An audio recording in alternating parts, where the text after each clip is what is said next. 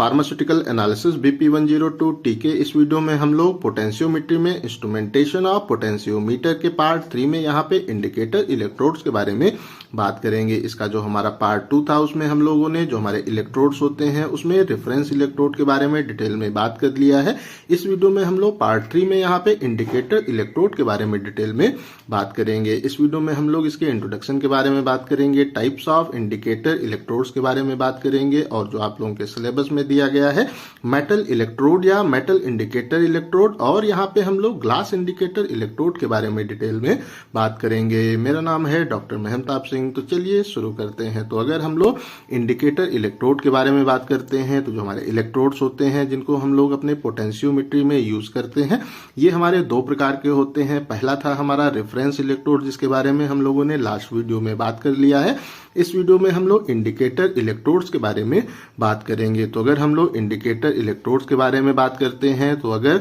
हमारा जो इलेक्ट्रोड होता है उसको अगर हम लोग उपयोग करते हैं, जो भी हमारा अननोन गिवन सोल्यूशन होता है उसका जो पोटेंशियल है या उसका जो पीएच है उसको वहां पे करने के लिए मेजर या एक तरह से वो डिटरमाइन करने के लिए हम लोग यहाँ पे जिन इलेक्ट्रोड्स को उपयोग करते हैं वो हमारे यहाँ पे इंडिकेटर इलेक्ट्रोड्स कहलाते हैं। तो इसके लास्ट वीडियो में हम लोगों ने बात किया था कि जो हमारा रेफरेंस इलेक्ट्रोड होता है वो हमारा ऐसा इलेक्ट्रोड होता है जिसका की जो पोटेंशियल है वो वहां पे कांस्टेंट होता है, हमको नोन होता है। और उससे अगर हम लोग इंडिकेटर इलेक्ट्रोड के बारे में बात करते हैं तो इसका जो हमारा पोटेंशियल है वो हमारा जो होता है अननोन, एक तरह से सोल्यूशन है, उसका जो पोटेंशियल है या उसका जो पीएच है उसको यहाँ पे मेजर करने के लिए इन इलेक्ट्रोड्स को हम लोग यहाँ पे उपयोग करते हैं। तो इस कंडीशन में हम लोग इस पेज पे यहाँ पे क्या करते हैं कि हमारा जो वहां पे होता है वो सोल्यूशन, उसको वो जिसका हमें जो पोटेंशियल या पीएच हमको यहाँ पे मेजर करना होता है उसके अंदर हम लोग इसको प्रॉपरली डिप्ड कर देते हैं और फिर उसको हम लोग जो हमारे होते हैं रेफरेंस इलेक्ट्रोड उससे फिर वहां पे कंपेयर करते हैं। तो आसान तरीके से कह सकते हैं कि जो हमारा सर्किट है उसको कंप्लीट करने के लिए जो हमारा होता है रेफरेंस इलेक्ट्रोड उसको हम लोग स्टैंडर्ड जो हमारा एसिड का सोल्यूशन होता है उसके अंदर वहां पे डिप कर देते हैं और उसका जो पोटेंशियल है और उसका जो एक तरह से होता है पीएच वो हमें वहां पे नोन होता है। और इस कंडीशन में हमारा जो होता है अननोन यहाँ पे सोल्यूशन उसके अंदर हम लोग इंडिकेटर इलेक्ट्रोड को यहाँ पे डिप कर देते हैं और फिर कंपेयर करके हम लोग इस चीज का पता करते हैं कि जो भी हमारा वहां पे था इलेक्ट्रोलाइट का एक तरह से सोल्यूशन था या जो हमारा अननोन वहां पे था एक तरह से सोल्यूशन, उसका वहां पे पोटेंशियल या पीएच क्या है। अब हम लोग इस प्लेस पे जो हमारे इंडिकेटर इलेक्ट्रोड्स होते हैं वो कितने टाइप्स के होते हैं उनके बारे में बात कर लेते हैं। तो सबसे पहले है हमारा that is called the metal electrode. उसके बाद में हाइड्रोजन जो हमारा इलेक्ट्रोड होता है वो आता है। उसके बाद में जो हमारा वो क्विनोहाइड्रोन इलेक्ट्रोड है उसको हम लोग उपयोग करते हैं। एंटीमनी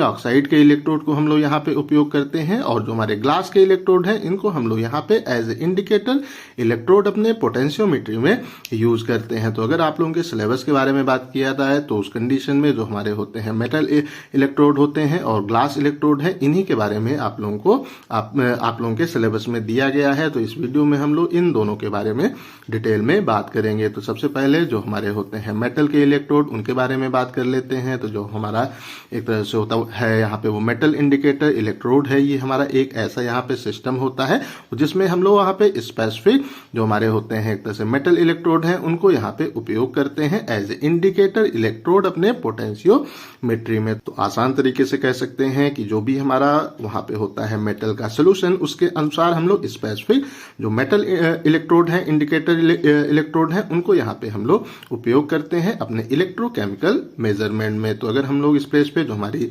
यहाँ पे इक्वेशन होती है उसके बारे में बात करते हैं तो जो ये होता है the potential on the cell equal to the potential on the indicator electrode minus the potential of the reference electrode plus the potential at the junction of the electrode. तो इस कंडीशन में जो हमारा जे है वो हमारा वो प्लेस होता है जो कि हमारे इलेक्ट्रोड के पास का स्पेस होता है, वहां पे जो हमारा पोटेंशियल है वो हमारा ई जे से हम लोग इसको यहाँ पे इंडिकेट करते हैं। तो अगर हम लोग जो हमारे होते हैं इंडिकेटर एक तरह से होते हैं इलेक्ट्रोड, उनको हम लोग जो हमारे रेफरेंस इलेक्ट्रोड होते हैं उनके साथ में एज ए पेयर हम लोग इसको यहाँ पे उपयोग करते हैं अपनी जो सर्किट सर्किट है उसको वहां पे प्रॉपरली कंप्लीट करने के लिए। तो इस कंडीशन में हम लोग जो हमारा होता है वो सैचुरेटेड हाइड्रोजन इलेक्ट्रोड होता है उसको हम लोग यहाँ पे उपयोग करते हैं। तो हमारा वो कैलोनल इलेक्ट्रोड होता है उसको उपयोग करते हैं, या AgCl के इलेक्ट्रोड को हम लोग एज ए रेफरेंस इलेक्ट्रोड अपने इंडिकेटर इलेक्ट्रोड के साथ में सर्किट को कंप्लीट करने के लिए उपयोग करते हैं। तो इस कंडीशन में अगर हम लोग एक तरह से बात करते हैं तो हमारा वो जो भी होता है एनालाइट उसकी जो कंसंट्रेशन है उसको वहां पे डिटरमाइन करने के लिए हम लोग जो हमारे इंडिकेटर इलेक्ट्रोड है उनको रेफरेंस इलेक्ट्रोड के साथ में यहाँ पे उपयोग करते हैं। तो सबसे पहले हम लोग इसमें जो हमारे होते हैं यहाँ पे एक तरह से मेटल इंडिकेटर इलेक्ट्रोड उनके काइंड्स के बारे में बात कर लेते हैं, कितने प्रकार के होते हैं। तो इस कंडीशन में अगर हम लोग बात करते हैं तो जो हमारे मेटल इंडिकेटर इलेक्ट्रोड्स होते हैं ये हमारे दो प्रकार के, दो काइंड के हमें देखने को प्राप्त होते हैं। तो इसमें जो हमारा सबसे पहला है वो है हमारा the electrodes of first kind. तो जो हमारा होता है पहला प्रकार का इलेक्ट्रोड उसके बारे में अगर हम लोग यहाँ पे बात करते हैं तो ये हमारे ऐसे यहाँ पे इलेक्ट्रोड्स होते हैं वो जिनमें जो हमारा रिस्पांस होता है या हम कह सकते हैं जो हमारा इलेक्ट्रोड का जो पोटेंशियल का रिस्पांस होता है उसका हम लोग यहाँ पे एक तरह का वो डायरेक्ट जो रिलेशनशिप है वो अपने जो कंसंट्रेशन है उसके साथ में हम लोग एक प्रिपेयर कर लेते हैं। तो इस कंडीशन में जो भी हमारा वहां पे हम कह सकते हैं वो मेटल आयंस हैं, वो जो भी हमारे इंटरेस्ट के वहां पे होते हैं मेटल आयंस होते हैं उनकी जो कंसंट्रेशन है उसका यहाँ पे एक तरह का डायरेक्ट रिलेशनशिप होता है हमारे इंडिकेटर इलेक्ट्रोड का जो वहां पे पोटेंशियल है उसके साथ में। तो इस कंडीशन में हम कह सकते हैं कि कोई इंटरमीडिएट इन्वॉल्व वो नहीं होता है, जितना पोटेंशियल होगा उतना ही हमारे वहां पे मेटल आयंस की कंसंट्रेशन वहां पे होगी। तो इस कंडीशन में अगर हम लोग रिएक्शन देखते हैं तो जो हमारे होते हैं वो कॉपर आयन होते हैं वो इस प्लेस पे जब इलेक्ट्रॉन को एक्सेप्ट करते हैं तो ये यहाँ पे Cu को फॉर्म करते हैं। तो इस कंडीशन में अगर हम लोग इस प्लेस पे बात करते हैं तो इस प्लेस पे क्या होता है कि हमें एक तरह से जो हमारा होता है फर्स्ट काइंड का हमारा इलेक्ट्रोड होता है उस कंडीशन में जो भी हमारा हम इलेक्ट्रोड यहाँ पे यूज करते हैं तो उसको उपयोग करने से पहले हमें उसको वहां पे प्रॉपरली कैलिब्रेट करने की आवश्यकता होती है। एक हमारा एक तरह से वो नोन कंसंट्रेशन ऑफ जो हमारा मेटल आयन है उसके साथ में उसको वहां पे पहले कैलिब्रेट करने की आवश्यकता होती है। वो लाइक अगर हमें जो हमारे होते हैं वो Cu आयंस उनको वहां पे हमें एक तरह से डिटरमाइन करना है तो हम स्टार्टिंग में क्या करेंगे कि एक नोन कंसंट्रेशन जो हमारा होगा Cu आयन उसको हम लोग लेंगे और उसके साथ में सबसे पहले कैलिब्रेट करेंगे और उसके बाद में हम लोग फिर अपना जो हमारा डिटर्मिनेशन का काम है वो यहाँ पे करने का काम करेंगे। तो इससे डिटर्मिनेशन होता है, इसमें हम लोग इस चीज को डिटरमाइन करते हैं कि जो हमारा वहां पे कांस्टेंट K है उसकी वैल्यू यहाँ पे क्या है। तो इस तरह से हम लोग इसको यहाँ पे उपयोग करते हैं और फिर उसको जो हमारा होता है अननोन हमारा सोल्यूशन होता है जिसमें हमारे होते हैं मेटल आयंस उनमें हम लोग इसको वहां पे यूज करते हैं और जो हमारा वहां पे होगा इलेक्ट्रोड या हमारा जो सेल का वहां पे होगा एक तरह से पोटेंशियल उसको हम लोग यहाँ पे एक तरह से सीधे कंसंट्रेशन में कन्वर्ट करने का काम करते हैं। तो आसान तरीके से इसको हम लोग कह सकते हैं कि इस कंडीशन में जो भी हम इलेक्ट्रोड उपयोग करते हैं उसको उससे हमें जिस आयन को डिटरमाइन करना होता है सबसे पहले उसकी एक नोन कंसंट्रेशन का हम लोग वहां पे लेते हैं सोल्यूशन, उससे फिर इलेक्ट्रोड को अच्छे से पहले कैलिब्रेट कर लेते हैं कि जो भी हमारा कांस्टेंट की वैल्यू है वो वहां पे कितनी आ रही है और फिर उसके बाद जो हमारा अननोन होता है उसमें हम लोग उसको वहां पे डिप करते हैं और जो हमारा वहां पे होता है पोटेंशियल उससे हम लोग उसकी कंसंट्रेशन को डायरेक्टली वहां पे कन्वर्ट करके बता देते हैं। उसके बाद में है हमारा यहाँ पे दूसरा that is the electrode of second kind. तो अगर हम लोग इसके बारे में बात करते हैं तो इसमें क्या होता है कि ये हमारे ऐसे इंडिकेटर्स होते हैं जो कि हमारे जो होते हैं वो है एक तरह से वो मेटल आयंस होते हैं और जो हमारा होता है वो टारगेट हमारा एनालाइट होता है उसके बीच में सबसे पहले हम लोग एक इक्विलिब्रियम वहां पे डेवलप करते हैं। तो इस कंडीशन में जो हमारी इक्विलिब्रियम होती है वो इस चीज को इन्फ्लुएंस करती है कि जो हमारे होंगे यहाँ पे वो मेटल आयंस वो हमारे जो होंगे इलेक्ट्रोड उससे किस तरह से वहां पे इंटरैक्ट करेंगे। तो आसान तरीके से कह सकते हैं कि इसमें हम लोग हम कह सकते हैं कि एक और यहाँ पे जो भी हमारा होता है मेटल आयन जो उसके साथ में रिएक्ट करता है उसको हम लोग यहाँ पे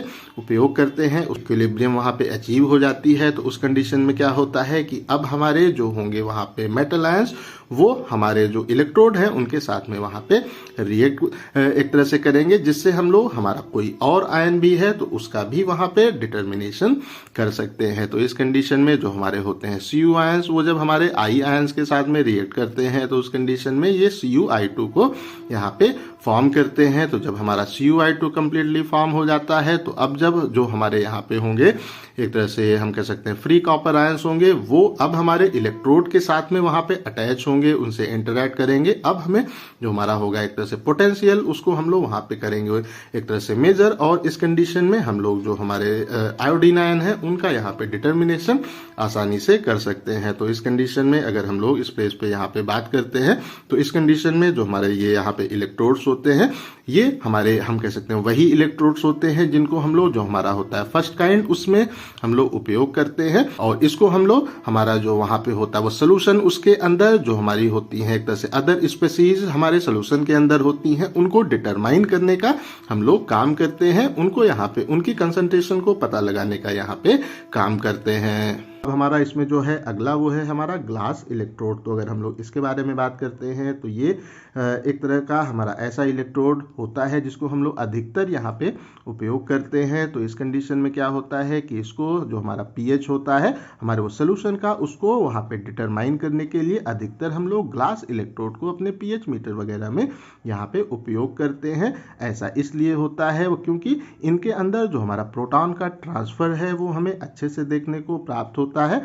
और इस कंडीशन में अगर हम लोग बात करते हैं कि यहाँ पे जो हमारा ग्लास है वो एक प्रकार का मेम्ब्रेन की तरह यहाँ पे एक तरह से काम करता है, और इस कंडीशन में जो यहाँ पे इलेक्ट्रॉन का एक्सचेंज हमारी जो ग्लास की मेम्ब्रेन है उससे होता है, उसको हम लोग यहाँ पे एक तरह से फैसिलिटेट करने का काम करते हैं, या हम लोग कह सकते हैं पता लगाने का काम करते हैं। तो आइए हम लोग इसका जो डायग्राम है उसको यहाँ पे देख लेते हैं। तो इस कंडीशन में क्या है कि एक हम लोग जो हमारा स्टैंडर्ड है दैट इज द कैलोमल जो हमारा इलेक्ट्रोड होता है उसको हम लोग यहाँ पे उपयोग करते हैं। एक यहाँ पे हमारा होता है वो पोटेंशियोमीटर यहाँ पे होता है, इसको यहाँ पे हम लोग उपयोग करते हैं। और ये जो हमारी असेंबली है ये हमारा ग्लास इलेक्ट्रोड यहाँ पे कहलाता है। तो इसमें हम लोग जो हमारा होता है सिल्वर या प्लेटिनम का वायर, इसको हम लोग यहाँ पे उपयोग करते हैं। ये हमारा ग्लास यहाँ पे इलेक्ट्रोड होता है, और इसके अंदर हमारा जो अननोन होता है यहाँ पे वो सोल्यूशन जिसका हमें pH या पोटेंशियल pH डिटरमाइन करना होता है, उसके अंदर हम लोग इसको यहाँ पे प्लेस कर देते हैं। तो इस कंडीशन में अगर हम लोग इसके कंस्ट्रक्शन के बारे में बात करते हैं तो इसमें इस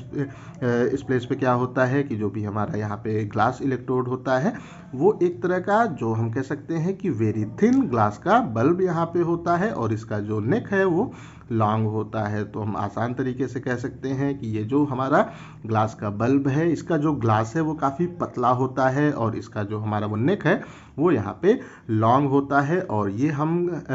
हमारा ऐसा ग्लास का यहाँ पे एक तरह से बना हुआ होता है जिसका कि जो मेल्टिंग पॉइंट है वो काफ़ी कम होता है, और इसकी जो कंडक्टिविटी है वो काफ़ी हाई होती है। ऐसे स्पेशल ग्लास का ये हमारा जो ग्लास इलेक्ट्रोड है वो यहाँ पे बना हुआ होता है। तो इस कंडीशन में इसके अंदर जो हमारी होती है एक तरह से परमिएबिलिटी है, और जो हमारी सेंसिटिविटी है वो काफ़ी अच्छी हमें अपने ग्लास इलेक्ट्रोड में देखने को प्राप्त होती है कि जो भी हमारे वहाँ पे प्रोटॉन्स होते हैं, इलेक्ट्रॉन्स होते हैं, वो आसानी से हमारे ग्लास के अंदर वहाँ पे एक तरह से हो जाते हैं, परमिएट हो जाते हैं, और इसकी सेंसिटिविटी भी काफ़ी अच्छी होती है। तो इस कंडीशन में अगर हम लोग जो यहाँ पे ग्लास यूज़ करते हैं उसके बारे में बात करते हैं, ये हमारा होता है वो सोडा लाइम ग्लास होता है, वो जिसमें जो हमारा वो लिथियम होता है वो सिलिकेट होता है, उसको हम लोग यहाँ पे उपयोग करते हैं। जो हमारा वो होता है वो बेरियम होता है, और हमारा वो लैंथेनियम होता है उसको हम लोग उसके आयंस को यहाँ पे उपयोग करते हैं। और इसका जो हमारा हम कह सकते हैं कि जो हमारी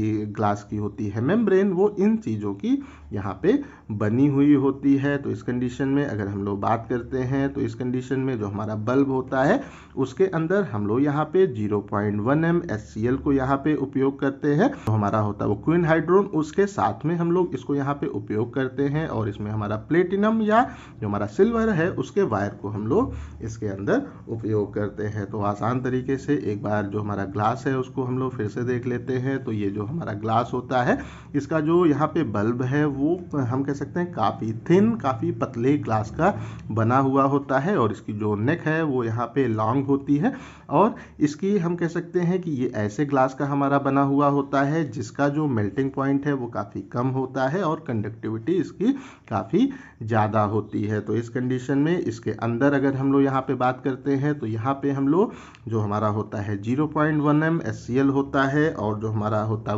वो क्विनोहाइड्रोन होता है, उसको हम लोग इसके अंदर प्लेस कर देते हैं, और इसके अंदर जो हमारा वायर है वो प्लेटिनम या जो हमारा सिल्वर है उसके वायर को हम लोग यहाँ पे उपयोग करते हैं। तो इस कंडीशन में अगर हम लोग इसका जो वर्किंग है उसके बारे में बात करते हैं तो इस कंडीशन में क्या होता है कि जब हमें पीएच को वहाँ पे वो डिटरमाइन एक तरह से करना होता है, तो जो हमारा ग्लास का इलेक्ट्रोड होता है उसको हम लोग एक तरह से उस हमारे सोल्यूशन में जिसका पीएच हमें वहाँ पे डिटरमाइन करना होता है उसके अंदर हम लोग इसको यहाँ पे प्लेस कर देते हैं, और इसको जो हमारा वो रेफरेंस इलेक्ट्रोड है उसके साथ में यहाँ पे कनेक्ट कर देते हैं। तो इस कंडीशन में क्या होता है कि हमारा जब वहाँ पे इलेक्ट्रिकल जो करंट है वो पास होता है तो उसमें जो हमारे H+ आयंस होते हैं वो फिर हमारी जो ग्लास इलेक्ट्रोड है उसके अंदर जो हमारा होता है वो सेमी वो परमिएबल ग्लास मेम्ब्रेन है उसके अंदर हमारा H+ आयन वहाँ पे इंटर करता है, उसके अंदर वहाँ पे पेनेट्रेट करता है, और जब ये हमारा जो प्रोटॉन है वो हमारे ग्लास के अंदर वहाँ पे पेनेट्रेट करता है तो उस कंडीशन में हमें वहाँ पे एक तरह का जो हमारा इलेक्ट्रोड है उसके ऊपर वहाँ पे पोटेंशियल जनरेट होते हुए देखने को प्राप्त होता है। तो इस कंडीशन में जो भी हमारा वहाँ पे पोटेंशियल जनरेट होता है उसको जो हमारा पोटेंशियोमीटर हम लोग इसमें अटैच करते हैं उससे हम लोग यहाँ पे मेजर कर लेते हैं। तो इस कंडीशन में अगर हम लोग इक्वेशन के बारे में बात करते हैं तो इस कंडीशन में the potential on the cell equal to the standard वो potential on the glass electrode plus 0.0591 pH, ये हमारी यहाँ पे इक्वेशन होती है। जो हमारा होता है यहाँ पे ECl ये है हमारा द पोटेंशियल ऑन द जो इलेक्ट्रोड, और जो हमारा यहाँ पे होता है एक तरह से E0G है वो है हमारा constant and characteristic for a given glass electrode. तो ये हमारा जो होता है गिवन ग्लास इलेक्ट्रोड उसका एक हमारा कांस्टेंट होता है, स्टैंडर्ड होता है। अब हम लोग जो हम ग्लास इलेक्ट्रोड यूज करते हैं अपने जो पोटेंशियोमीटर में उसके एडवांटेजेस के बारे में बात कर लेते हैं। तो इस कंडीशन में ये जो हमारा इलेक्ट्रोड होता है अगर जो हमारा पीएच है उसका रेंज 2 से 10 के बीच में है तो उस कंडीशन में उसको वहां पे करने के लिए मेजर हम लोग इस इलेक्ट्रोड को यहाँ पे उपयोग करते हैं। हमारा जो उस प्लेस पे है सोल्यूशन उसका पीएच अगर 2 से 10 के बीच में है तो ये इक्विपमेंट हमारा वहां पे एप्लीकेबल होता है, इससे हम लोग पीएच को वहां पे मेजर कर सकते हैं। उसके बाद में जो हमारा अगला इसका है यहाँ पे एडवांटेज, ये जो भी हमारे होते हैं वहां पे एक तरह से फॉरेजिन हमारे सब्सटेंस जो हो सकते हैं उनका जो वहां पे वो रेसिस्टेंस है उसको वहां पे अवॉइड करता है, और ये हमारा वो काफी सिंपल होता है और इसको ऑपरेट करना भी काफी आसान होता है। उसके बाद यहाँ पे इसका जो है हमारा अगला यहाँ पे एडवांटेज उसके बारे में बात करते हैं। तो अगर जो हमारे ऑक्सीडाइजिंग या वो रिड्यूसिंग जो वहां पे एजेंट होते हैं या जो हमारा होता है प्रोटीन होता है अगर हमारे वो सोल्यूशन में है तो उस कंडीशन में वो हमारा जो ग्लास इलेक्ट्रोड है उसकी एक्टिविटी को अफेक्ट वहां पे नहीं करता है। तो इस कंडीशन में अगर ऑक्सीडाइजिंग या वो रिड्यूसिंग जो एजेंट है या प्रोटीन हमारे सोल्यूशन में है तो उस कंडीशन में भी हम लोग ग्लास इलेक्ट्रोड को वहां पे आसानी से उपयोग कर सकते हैं, और इसको हम लोग यहाँ पे एक तरह से उपयोग यहाँ पे कर सकते हैं कि अगर जो हमारा वहां पे है सोल्यूशन वो वहां पे वो कलर्ड है या एक तरह से विस्कस है, ये वो वहां पे वो कोलाइडल है, उस कंडीशन में भी हम लोग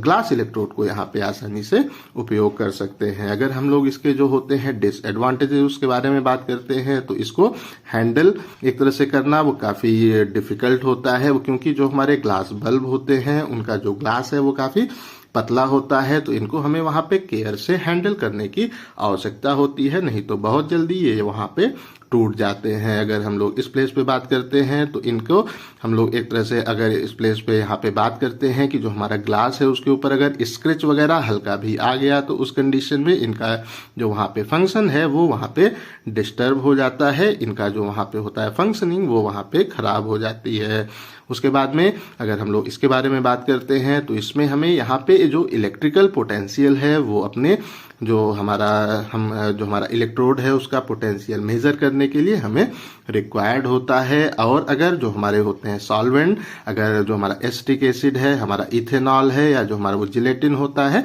वो अगर वहां पे है तो उस कंडीशन में ये इलेक्ट्रोड वहां पे ठीक से काम नहीं करता है। ये जो सॉल्वेंट है ये वहां पे सुइटेबल नहीं होते हैं अगर हम लोग ग्लास इलेक्ट्रोड को यहाँ पे उपयोग करते हैं। और इस कंडीशन में अगर हम लोग ग्लास इलेक्ट्रोड के बारे में बात करते हैं तो उनका जो स्टैंडर्डाइजेशन है हमें वहां पे फ्रीक्वेंटली करने की आवश्यकता होती है। उनकी जो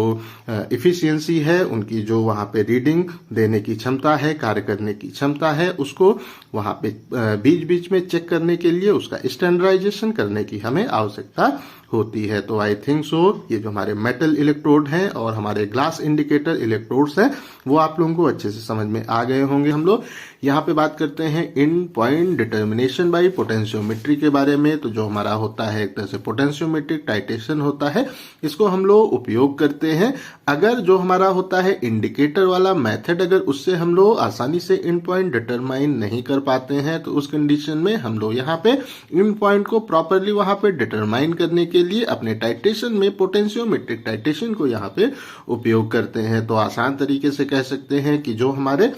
एक तरह से केमिकल इंडिकेटर्स होते हैं, अगर उनके थ्रू अगर हम अपने टाइटेशन का एंड पॉइंट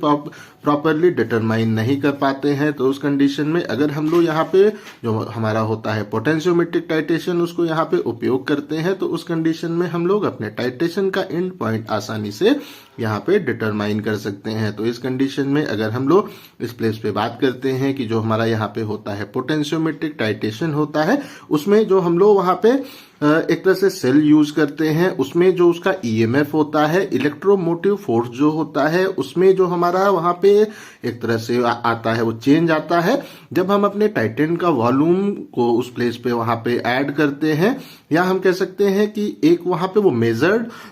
जो हमारा वॉल्यूम होता है उसको हम लोग वहां पे एक तरह से अपने टाइटेशन में जब यहाँ पे ऐड करते हैं तो उस कंडीशन में जो हमारा इलेक्ट्रोमोटिव फोर्स है उसमें हमें अपने सेल के अंदर चेंज देखने को प्राप्त होता है। और इसके लिए इसको प्रॉपरली मेजर करने के लिए हम लोग यहाँ पे सुइटेबल जो हमारे इलेक्ट्रोड्स होते हैं उनको अपने पोटेंशियोमेट्रिक टाइटेशन में यहाँ पे उपयोग करते हैं। तो आसान तरीके से अगर हम लोग इस प्लेस पे कहते हैं तो जो हमारा ईएमएफ होता है ये हमारा एक तरह का होता है हमारे इलेक्ट्रोड के ऊपर जो हमारा पोटेंशियल होता है उसको ही हम लोग इलेक्ट्रोमोटिव फोर्स यहाँ पे कहते हैं। और उसमें जो हमारा होता है रेफरेंस इलेक्ट्रोड और जो हमारा इंडिकेटर इलेक्ट्रोड होता है उसके एक तरह से हम कह सकते हैं कि बीच में हमारा कितना पोटेंशियल में चेंज आ रहा है उसी को हम लोग यहाँ पे डिटरमाइन करने का काम करते हैं। तो इस कंडीशन में अगर हम लोग इस प्लेस पे बात करते हैं कि तो जो हमारा टाइटेशन होता है उसका जब एंड पॉइंट आता है तो उस कंडीशन में ये जो हमारा इस प्लेस पे होता है एक तरह से वो चेंज होता है, वो हमें काफी रैपिड और वहां पे मैक्सिमम अपने पोटेंशियल में चेंज देखने को प्राप्त होता है, ईएमएफ में चेंज देखने को प्राप्त होता है। तो इस तरह से हम लोग अपने टाइटेशन का जो एंड पॉइंट है उसको आसानी से यहाँ पे डिटरमाइन कर सकते हैं पोटेंशियोमेट्रिक टाइटेशन को यूज करके। तो इस कंडीशन में अगर हम लोग इस प्लेस पे यहाँ पे बात करते हैं कि जो हमारा एक्यूरेसी होता है उसको वहां पे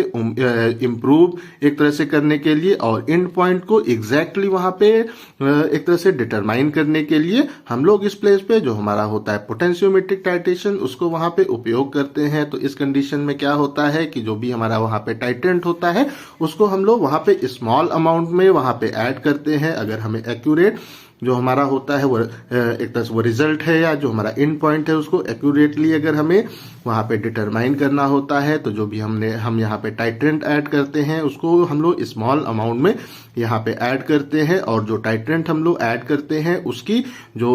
होती है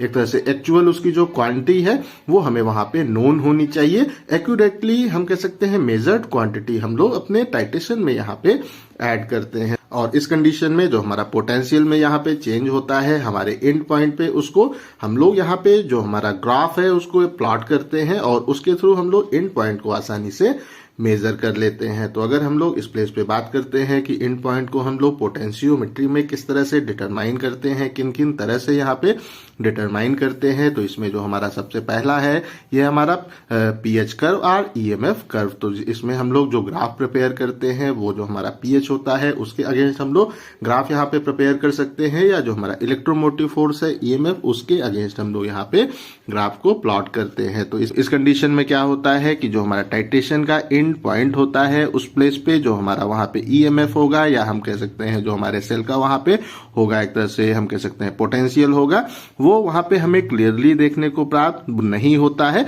और इस कंडीशन में अगर हम लोग जो वहां पे इंडिकेटर इलेक्ट्रोड उपयोग करते हैं तो उस कंडीशन में उसका जो हमारा इंडिकेटर इलेक्ट्रोड होता है उसके आसपास का जो एरिया होता है वहां पे हमें जो हमारा एक तरह से ओरिजिनल रिएक्टेंट होता है उसकी कंसंट्रेशन हमें एंड पॉइंट पे काफी कम देखने को प्राप्त होती है, जिसके कारण कि जो हमारा होता है सेल उसके ऊपर जो पोटेंशियल है हमें एंड पॉइंट पे काफी कम देखने को प्राप्त होता है। तो और उसके बाद में जब हम लोग अपने टाइटेंट को वहां पे ऐड करते हैं तो क्या होता है कि हमें वहां पे जो हमारा पोटेंशियल है उसमें काफी तेजी से चेंज देखने को प्राप्त होता है। तो इस कंडीशन में जो हमारा टाइट्रेशन है उसमें हमें एक तरह से जब जो हमारा पोटेंशियल का चेंज है वो काफी तेज देखने को प्राप्त हो जाए तो उस कंडीशन में हम लोग टाइट्रेशन को अपने वहां पे स्टॉप कर देते हैं। तो इस तरह से हम लोग जो हमारा होता है पीएच का कर्व होता है उसको यहाँ पे प्लॉट कर सकते हैं, जो भी हमारा वहां पे पीएच है और जो हमने वॉल्यूम ऑफ टाइटेंट वहां पे ऐड किया उसके अगेंस्ट हम लोग एक ग्राफ को यहाँ पे प्लॉट करते हैं। और अगर हम लोग ईएमएफ कर्व के बारे में बात करते हैं तो जो हमारा वहां पे पोटेंशियल होता है या जो हमारा ईएमएफ होता है उसके अगेंस्ट हम लोग जो हमारा होता है वॉल्यूम ऑफ टाइटेंट उसके अगेंस्ट हम लोग यहाँ पे ग्राफ को प्लॉट करते हैं। तो इस कंडीशन में हमारा इस प्लेस पे जो दोनों कर्व हैं उस कंडीशन में क्या होता है कि जो हमारा एंड पॉइंट होता है उस पे हमें एक जो हमारा वहां पे पोटेंशियल है या हम कह सकते हैं कि उस प्लेस पे हमारा जो कर्व है उसमें हमें एक तरह का स्टीप राइज देखने को प्राप्त होता है। अचानक जो हमारा वहां पे पोटेंशियल है वो हमें तेजी से इंक्रीज होते हुए देखने को प्राप्त होता है एंड पॉइंट पे अपने टाइट्रेशन के। तो इस प्लेस पे अगर हम लोग अपने ग्राफ के बारे में बात करते हैं तो ये हमारा जो ग्राफ है ये हमारा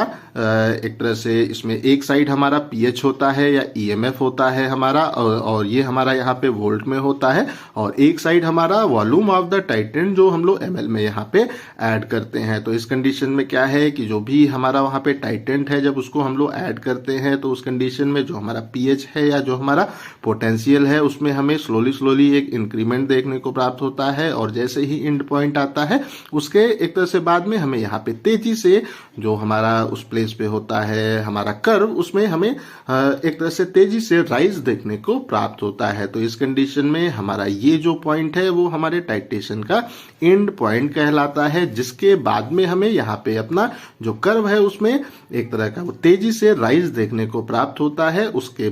उस पॉइंट को हम लोग अपने टाइट्रेशन का यहाँ पे एंड पॉइंट कहते हैं। उसके बाद में यहाँ पे जो हमारा दूसरा मेथड है वो है हमारा फर्स्ट डेरिवेटिव कर्व। तो अगर हम लोग इस प्लेस पे इस कर्व के बारे में बात करते हैं तो ये कर्व हमें हेल्प करता है कि जो हमारा एंड पॉइंट है वो हमें ज्यादा प्रिसाइजली हम उसको वहां पे डिटरमाइन कर सके। तो इसके लिए जो हम लोग यहाँ पे कर्व प्लॉट करते हैं वो हमारा delta EMF upon delta V versus volume of the titrant added के बीच में हम लोग यहाँ पे कर्व को प्लॉट करते हैं, या फिर यहाँ पे जो हमारा डेल्टा पीएच होता है अपॉन द डेल्टा वी, और इस प्लेस पे है ये आपका वर्सेस वॉल्यूम ऑफ द टाइटेंट के अगेंस्ट हम लोग यहाँ पे ग्राफ को प्लॉट करते हैं। तो इस कंडीशन में जो हमारा एंड पॉइंट इस ग्राफ में हमें देखने को प्राप्त होता है वो हमारे कर्व का जो पीक होता है वो हमारा टाइट्रेशन का यहाँ पे एंड पॉइंट होता है। तो आइए ग्राफ को देख लेते हैं। तो इस कंडीशन में क्या है कि एक साइड हमारा इस प्लेस पे है हमारा डेल्टा ईएमएफ है अपॉन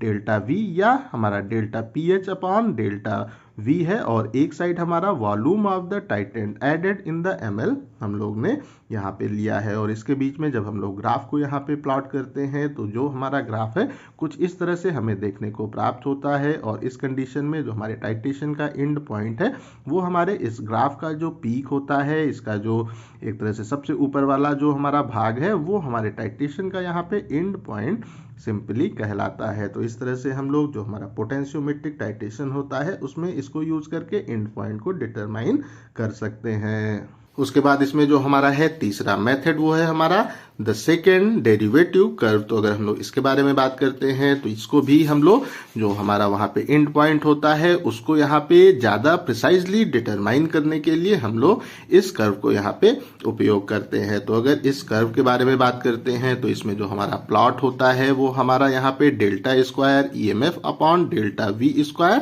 और जो हमारा होता है volume of the titrant added, उसके बीच में हम लोग यहाँ पे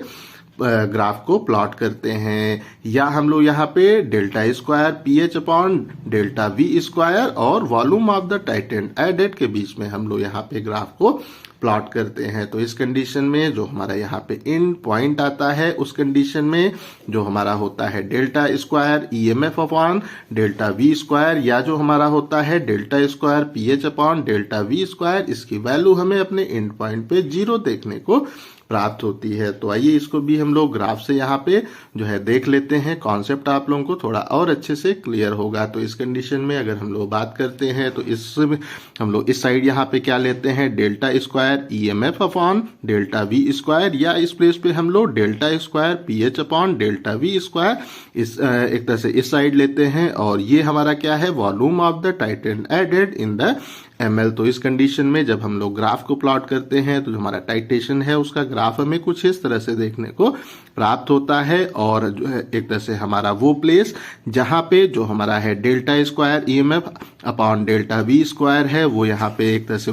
हम कह सकते हैं कि वो 0 हो जाता है, या जो हमारा है delta square PH upon delta V square वो हमारा वो पॉइंट जहां पे ये हो जाता है 0, वो हमारे टाइटेशन का यहाँ पे एंड पॉइंट कहलाता है। और इसको भी उपयोग करके हम लोग अपने जो हमारा पोटेंशियोमेट्रिक टाइटेशन है उसको यूज करके एंड पॉइंट को आसानी से डिटरमाइन कर सकते हैं। तो अगर हम लोग यहाँ पे एप्लीकेशंस ऑफ पोटेंशियोमेट्री के बारे में बात करते हैं तो इसका जो हमारा सबसे पहला एप्लीकेशन है कि इसको हम लोग जो हमारा इक्विलिब्रियम कांस्टेंट होता है उसको डिटरमाइन करने के लिए हम लोग पोटेंशियोमेट्रिक टाइटेशन को यहाँ पे यूज करते हैं। तो आसान तरीके से कह सकते हैं कि जो भी हमारी इक्विलिब्रियम रिएक्शन होती है उसका जो इक्विलिब्रियम कांस्टेंट हमारा K होता है उसको डिटरमाइन करने के लिए हम लोग पोटेंशियोमेट्रिक टाइटेशन को यहाँ पे उपयोग कर सकते हैं। उसके बाद इसका हमारा अगला एप्लीकेशन है कि जो हमारा वाटर होता है उसका जो आयनिक हमारा प्रोडक्ट होता है, जो हमारा होता है the concentration of H+ ion into concentration of the OH ion, उसको भी डिटरमाइन करने के लिए हम लोग यहाँ पे पोटेंशियोमेट्रिक टाइटेशन को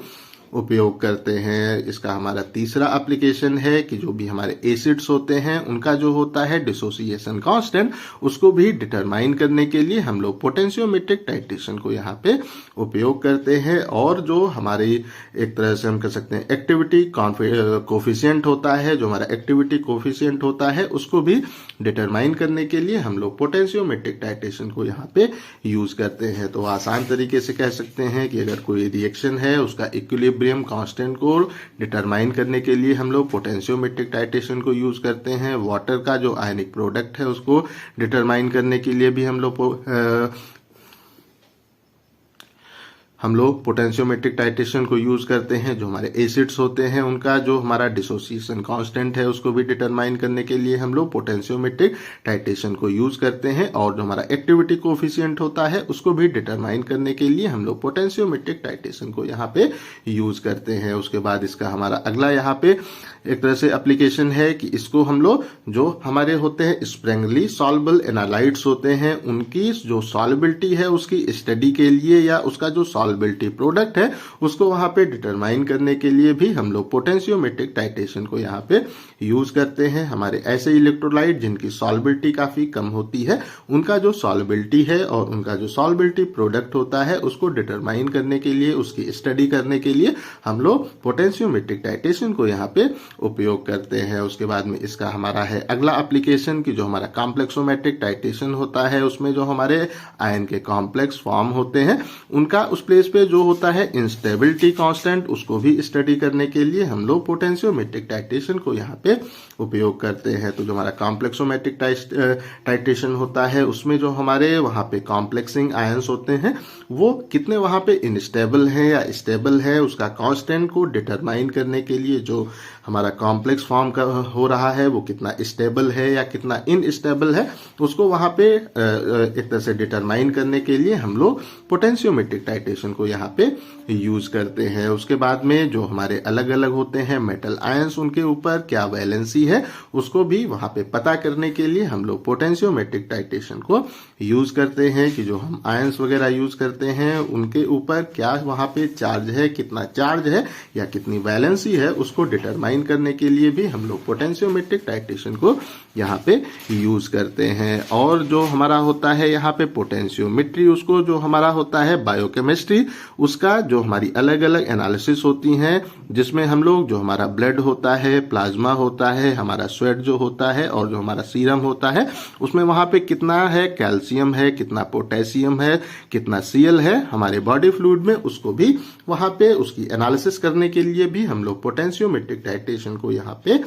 यूज कर सकते हैं। उसके बाद में इस प्लेस पे है हमारा अगला कि जो हमारा होता है यहाँ पे पोल्यूशन मॉनिटरिंग, उसके लिए भी हम लोग पोटेंशियोमेट्रिक टाइटेशन को उपयोग करते हैं कि जो हमारे होते हैं इंडस्ट्री के वाटर होते हैं उसमें कितना CN है, कितना F है, कितना S है, कितना CL है, कितना NO3 है, उसको भी वहां पे मॉनिटर करने के लिए हम लोग पोटेंशियोमेट्रिक टाइटेशन को यूज करते हैं। और जो हमारा ड्रिंकिंग वाटर है उसके अंदर कितना हमारा फ्लोराइड या फ्लोरीन है, उसको हम लोग डिटरमाइन करने के लिए भी पोटेंशियोमेट्रिक टाइटेशन को यहाँ पे उपयोग कर सकते हैं। अगर हम लोग जो फूड इंडस्ट्री है उसके बारे में बात करते हैं तो उस कंडीशन में जो हम लोग अलग अलग यहाँ पे यूज करते हैं प्रिजर्वेटिव,